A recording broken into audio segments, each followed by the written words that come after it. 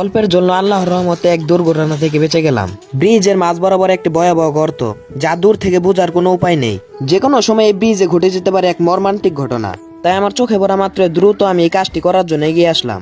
হয়তো এই কাজটি আমার সামর্থ্যের বাইরে, তাও আমার সামর্থ্য মতো চেষ্টা করলাম এই ব্রিজের গর্তটা ঢালাই করে দেওয়ার জন্য। হয়তো দিনের বেলা এই গর্তটা দেখে সবাই এড়িয়ে যায়, কিন্তু রাতের আধারে ঘটে যেতে পারে এক ভয়াবহ অ্যাক্সিডেন্ট। প্রতিনিয়ত এই ব্রিজের উপর দিয়ে শত শত পথচারী এবং কি ছোট ভাই বোনেরা চলাফেরা করে।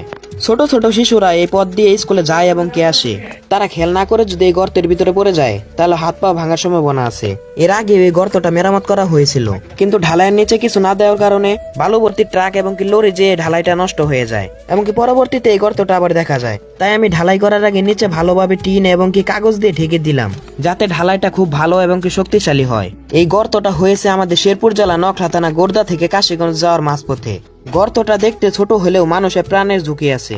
তাই আমি আমার সর্বোচ্চটা দিয়ে চেষ্টা করতেছি এই গর্তটা মেরামত করে দেওয়ার জন্য। তাই আমি বাজার থেকে ইট বালি সিমেন্ট কিনে আনি। আমি এই কাজটি করার সময় পাশ থেকে অনেকজনে অনেক কথা বলতেছিল। কেউ বলতেছিল কিছুদিন আগে আমরা এই গর্তটা ঢালাই করে দিয়েছিলাম, কিন্তু কিছুদিন পরে এই ঢালাইটা আবার ভেঙে যায়। তাই তোমাকে বলতেছি ঢালাই করে কোনো লাভ নাই, 2 দিন পর আবার ঢালাইটা নষ্ট হয়ে যাবে। মানুষের কথাগুলো শুনে আমার অনেক কষ্ট লেগেছে, তাও ওদের কথায় কোনো সাড়া না দিয়ে আমার মতো আমি কাজটি করে দিলাম। আমি ভাবলাম কিছুদিনও যদি এই ঢালাইটা টিকে তাহলে মানুষের অনেক উপকার হবে। এই কাজটি করতে আমার অনেক কষ্ট হয়েছে, তাই আপনাদের কাছে সর্বোচ্চ শেয়ার আশা করাই যায়।